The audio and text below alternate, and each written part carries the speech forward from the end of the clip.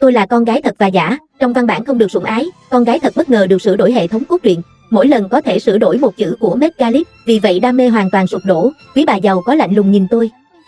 Trên người ngươi có huyết thống của ta, là phước lành của con.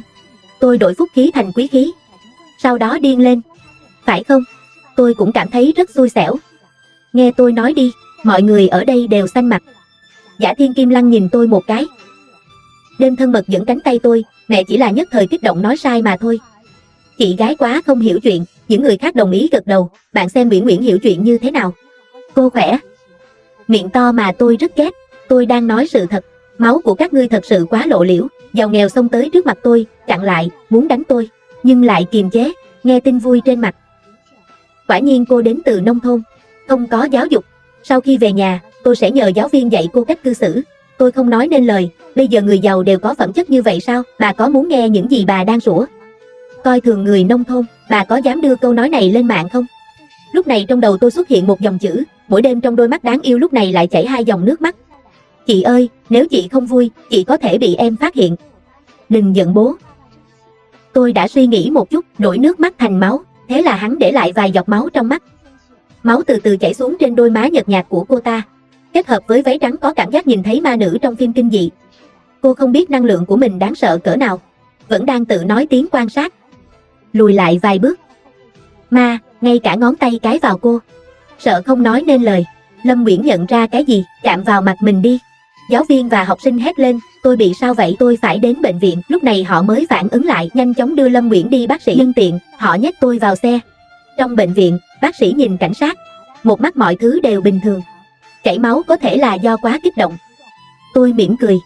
Chị ơi, chị vui mừng như vậy khi em về. Không, tôi không có. Tôi thực sự hạnh phúc vì bố mẹ và chị gái. Lời giải thích của Lý Uyển có vẻ nhạt nhòa vô lực như vậy. Linh Bất Linh cũng không đồng ý nhìn cô một cái. Ngay cả khi chị gái của cô trở lại, chúng tôi cũng sẽ đối xử với cô như con gái ruột của chúng tôi. Cô có hào hứng như vậy không? Quên hết những nghi thức từ nhỏ đến lớn. Tôi khóc là một tiếng cười. Nói thế trước mặt con gái ruột. Họ không quan tâm đến tôi. Rồi họ cũng nhìn tôi. Em gái của cô vì cô như vậy mà cô vẫn cười. Sau này phải hòa thuận với Vương Nhi. Biết rồi, tôi bắt chéo chân bình thường trả lời. Sửa đổi kịch bản hóa ra rất vui. Tôi chưa chơi đủ. Sau khi về đến nhà, mắt tôi sáng lên. Thì ra nhà họ Lâm lại xa hoa như vậy. Lâm Mục chỉ vào một căn phòng ngẫu nhiên nói với tôi một cách kiêu ngạo. Sau này cô sẽ ở đó.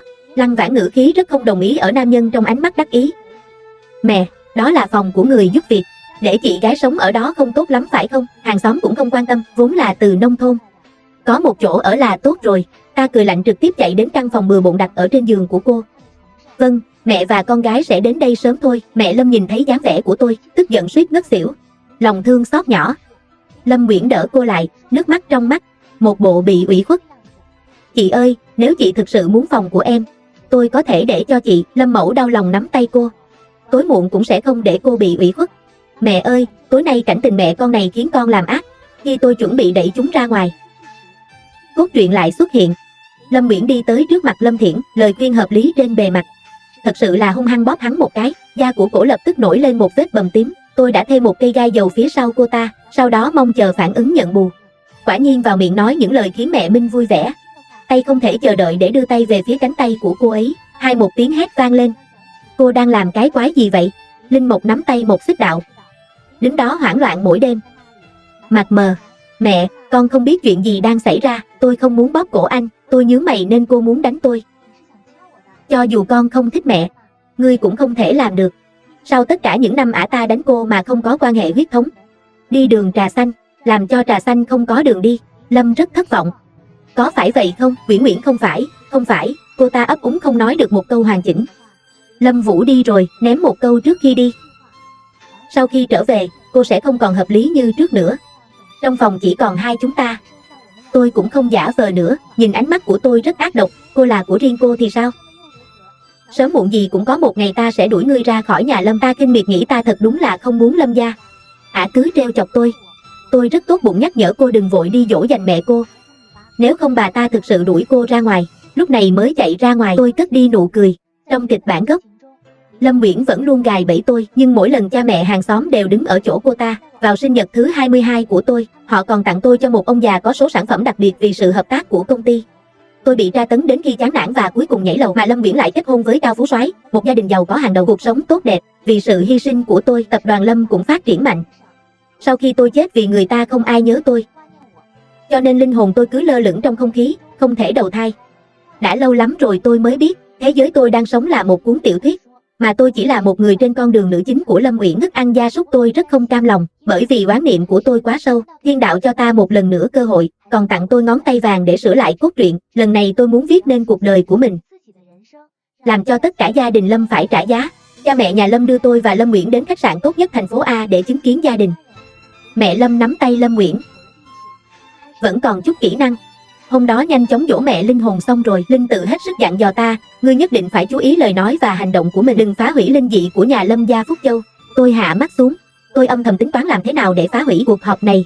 Mục tiêu của ta là tiêu diệt Lâm gia, nếu như nhà Lâm leo lên nhà Chu, sẽ gây thêm nhiều trở ngại cho kế hoạch của tôi.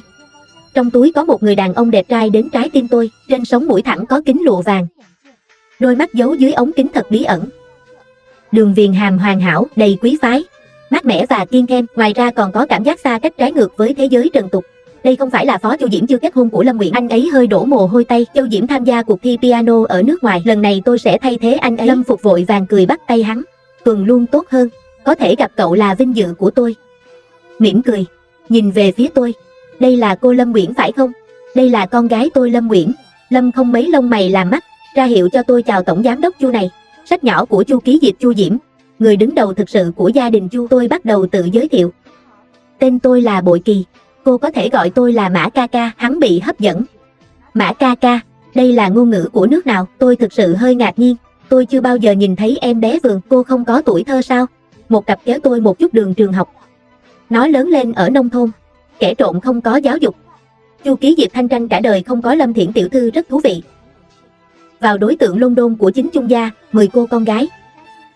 Trước đây không nghi ngờ gì là Lăng Nguyễn, bây giờ tôi trở lại là ai thì không chắc chắn. Nhưng thành thật mà nói, tôi không có hứng thú với Chu Diễm. Lâm Nguyễn rơi nước mắt, chú ơi, tôi thực sự yêu anh A Nghĩa, nhưng nếu chị tôi cũng thích nó, tôi sẵn sàng chủ động chấm dứt mối quan hệ này, chủ động từ hôn. Thị trấn Vũ Di tự hào lạnh, tại sao cô ta lại dùng cái tên kinh tởm như vậy? Lâm mổ cũng bao súng Chu tổng, mặc dù Uyển Uyển không phải là của chúng ta, nhưng đã theo chúng tôi từ nhỏ, nhận được nền giáo dục tốt nhất, nhưng đối với một số người thì tốt hơn nhiều. Đêm chủ nhật nhìn tôi, cô Lâm Thiển, ý anh là... Tôi mỉm cười, bắt đầu chương trình của riêng tôi. Đứng dậy, thoáng vặn đi đến bên cạnh Chu kế dạ. Trong ánh mắt kinh ngạc của mọi người ngồi lên đùi hắn. Tóc của Lâm Uyển, ôm cổ hắn, thổi vào tai hắn như lan. Tôi có thể kết hôn với anh không? Thân thể hắn cứng đờ, rồi tai lại trống rỗng. Dâu tây của tôi trông rất ổn. Người đàn ông này thành công làm tôi hứng thú. Lúc này kịch bản xuất hiện trong đầu tôi. Lâm Uyển che miệng phóng đại nói, chị ơi, tại sao cô lại vô liêm sỉ như vậy? Tôi sẽ bịt miệng. Sau đó cô tát vào miệng. Đang nói chuyện chị ơi, sao chị không biết xấu hổ thế? Mẹ Lâm nhanh chóng ngăn cô lại. Uyển Uyển, cô bị sao vậy? Lâm Uyển cũng không biết tại sao mình lại làm như vậy. Cô nhanh chóng buông tay, xin lỗi, tôi chỉ sợ anh A Yến không muốn tôi. Vốn là những lời đáng thương, nhưng với cái miệng xúc xích của anh ta, không thể có một loại cảm giác vui vẻ. Tôi không thể không cười thành tiếng. Linh phụ Linh mẫu sắc mặt khó nói. Chu ký dạ đột nhiên đứng lên. Tôi bị ngã một cái mông, ánh mắt u oán nhìn hắn. Hắn không nhìn tôi, nhưng giọng nói hơi khàn. Tôi chọn Lâm gia làm đối tượng liên âm, là bởi vì nhà Lâm dù sao cũng là nhà. Không ngờ con gái nhà họ Lâm lại như vậy. Tôi tuyên bố hôn ước bị hủy bỏ. Sau đó cha mẹ Lâm gia vất vả giữ lại, như thể rời khỏi phòng. Lâm phụ giơ cái tát lên với ta, đều trách ngươi làm hư phong tục. Làm sao tôi có thể có một đứa con gái như mày? Tôi trốn sang bên cạnh,